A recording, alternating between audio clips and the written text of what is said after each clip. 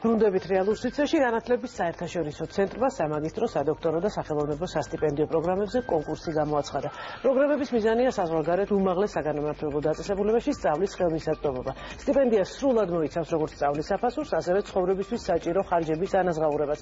დღეს ჩვენთან სტუმრად არის ალბათ ნინო ჭელიძე, განათლების საერთაშორისო ცენტრის დირექტორი. ნინო, მოგესალმებით. ეს უკვე მე თუ არ ვცდები მესამე მეოთხე სტუმრობაა თქვენი ჩვენთან. არის საიმე სიახლე ვთქვათ იმ პროგრამებში, რაც ეხლა არის წარდგენილი და რას გულისხმობს ეს სიახლე? კი ბატონო, ძირითადად მოგახსენებთ, მიუხედავად იმისა, რომ განათლების საერთაშორისო ცენტრმა შეინარჩუნა პრაქტიკულად ყველა მიმართულება აკადემიური, რომელიც მანამდე იყო, წელს ფუნდამენტურად იცვლება მიმართულება ერთადერთი, რომელიც არის უკვე რომელიც ეხება უკვე აი ამ სასტიპენდიო სქემებში შერჩევასა და შემდგომ დასაქმებას. ეს არის ის, რომ თუ საწყის პერიოდში პირველ-მეორე წელს განათლების საერთაშორისო ცენტრი საჯარო სისტემისთვის ამზადებდა სტუდენტებს, უბრალოდ ისეთ სტუდენტებს არჩევდა, ვისაც საბოლოო ჯამში აინტერესებდა საჯარო სივრცეში დასაქმება, წელს უკვე მთლიანად აქცენტი გადადის საუნივერსიტეტო სივრცისთვის ადამიანური რესურსის მომზადებას. ეს ეხება როგორც პროფესურის, ასევე ადმინისტრაციული პერსონალის მომზადებას.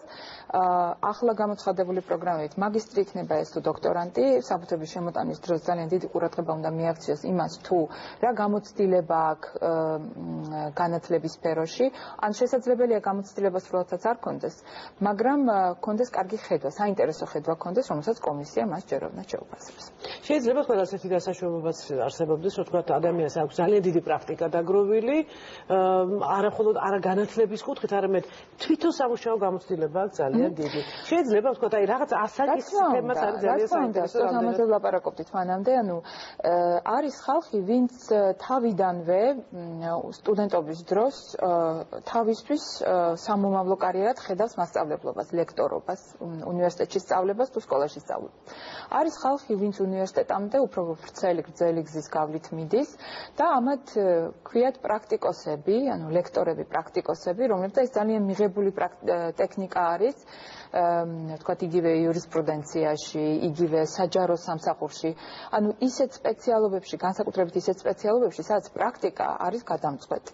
და შესაბამისად ხალხისთვის, ვისაც თქვათ 2-3 წელი თუნდაც უმუშავიათ რაღაცა კონკრეტულ სფეროში და შემდგომში სურთ თავიანთი ცოდნის გამოყენება უკვე აკადემიურ სივრცეში, რა თქმა უნდა, ესეთი პროგრამა ღია. მეცაც გეტყვით, არის სპეციალობები, მაგალითად, როგორიც არის IT ტექნოლოგიები, IT ჰიგიენა მაგალითად, რომელიც პრაქტიკულად საქართველოში ამის სპეციალისტი არ ყავს და მაგისტრებს, ვინც აი ამ სპეციალობაში არჩევს, ალბათ უფრო მეტი შანსი ექნებათ, რომ სწრაფად შევიდნენ აკადემიურ საუნივერსიტეტო სივრცეში და ასწავლონ. აი ზუსტად ეს იქნება ჩემი შემდეგი შეკითხვა, არსებობს თუ არა სპეციალობები, რომლებიც იქნება პრიორიტეტული და თქვათ უფრო გადაწყვეტილების მიღებისა სწორედ ამ პროფესიებზე გექნებათ მეტი აქცენტი. ნუ მე ძალიან იმედი მაქვს, რომ სტუდენტები ახლა არ შეიცვლიან და თქვათ ფილოლოგია ახლა არ გადაწყობს, რომ IT ტექნოლოგიები ისწავლოს ან ასწავლოს, თუმცა მინდა ვთქვა, რომ რა თქმა უნდა არის თავისთავად სპეციალობები და ამ სპეციალობების ჩამონათვალი გვაქვს ვებგვერდზე, რომლებსაც განსაკუთრებული პრიორიტეტი და განსაკუთრებული ყურადღება მიექცევთ. თუმცა მინდა გითხრათ, რომ ეს ჩამონათვალი უფრო ინკლუზიურია, ძალიან დიდია ჩამონათვალი და პრაქტიკულად რამდენიმე სპეციალობა, როგორც უბრალოდ რამდენიმე მიმართულება, როგორც MBA მაგალითად არ ფინანსდება, ან კორპორატიული სამართალი. დანარჩენი სამართალშიაც თუ მენეჯმენტშიაც და ადმინისტრაციაშიაც ცალკე, რა თქმა უნდა, სპეციალობები დაფინანსდება.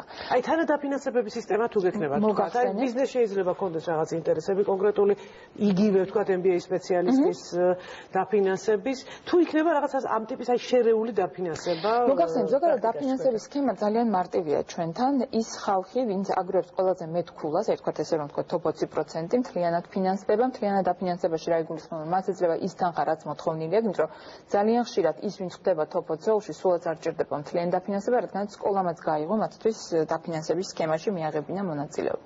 და რა თქმა უნდა, საცხოვრებელი, იმის დამიხედვით თუ ვის რამდენი ჭირდება. 20%-ის ქვემოთ ჩამოვდივართ რა, თუ 25-ის გააჩნია, რა თქმა უნდა, როგორი კონკურსი იქნება წელს.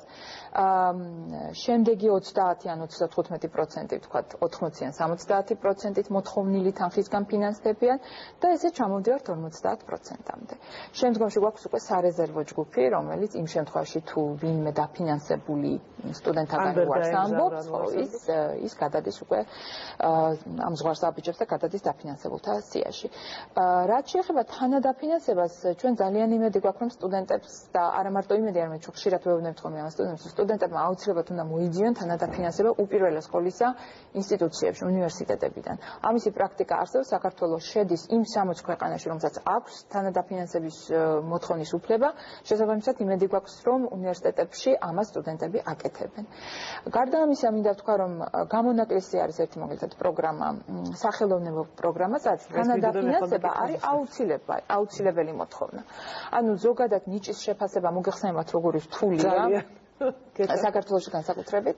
შესაბამისად, ერთ-ერთი მოთხოვნა პროგრამული არის იმ უნივერსიტეტის თანადაფინანსება, რომელშიც სტუდენტი ჩაირიცხა. ეს ჩვენთვისაც ბევრი მაჩვენებელი არის. ზოგადად მინდა გითხრათ, რომ თანადაფინანსება ჩვენს წინა წლებში ხელოვნებაში დაფინანსებულ სტუდენტებს აქვს ყველას, ზოგიერთ სრული, ზოგიერთ ნაწილობრივი, მაგრამ ფაქტია, რომ ეს არის მოთხოვნილი ამ პროგრამაში. და აი კონკრეტულად სახელოვნებო ფაკულტეტებიდან რომელია, ვთქვათ, განსაზღვრული წელს? კულტურის სამინისტროს მიერ მოთხოვნილი და შესაბამისად განსაზღვრული მიმართულებები არის სახელოვნებო საშემსრულებლო, არის რესტავრაცია და კონსერვაცია და ასევე კულტურის მენეჯმენტი.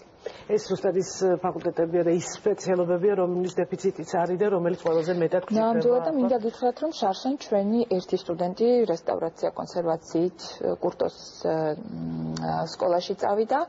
და გარდა ამისა, მინდა გითხრათ, რომ საკვალიფიკაციო სქემა, პროგრამა, რომელიც გამოცხადდება თვის ბოლოს, აქაც კვალიფიკაციის პროგრამაში ძალიან ბევრი ხელოვნების დარგის მუშაკი იღებს მონაწილეობას კონსერვაციისა და რესტავრაციის თვალსაზრისით. ნინო, ძალიან დიდი მადლობა.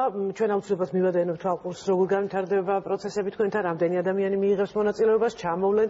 აუცილებლად გვინდა ის ადამიანები შემდეგ გადავიღოთ კიდევაც, ვინც იქ მიიღებს განათლებას. რატომღაც ჩვენ განათლების თქვათ სისტემას ასე გვინდა მივყვეთ, ანუ ადამიანები, ვინც კონკრეტულად სწავლობს და შემდეგ იყენებს ამ თავის მიღებულ ცოდნას თავის პრინციპში ბევრი არის, ვისაც უკვე არა მარტო სწავლის შედეგი, არამედ მუშაობის შედეგი შეუძლია გიჩვენოს. თავისთავად ცხადია. დიდი მადლობა ნინო. 15 მაისი შოთა რუსთაველის დღედ გამოცხადდა. საზოგადოებრივი მაუწყებელი და თითოეული ჩვენგანი უერთდება ამ მნიშვნელოვან თარიღს. ჩვენ ვკითხულობთ ვეფხისტყაოსანს. შემოგვიერთდით რუსთაველი, ის რაც გვაერთიანებს.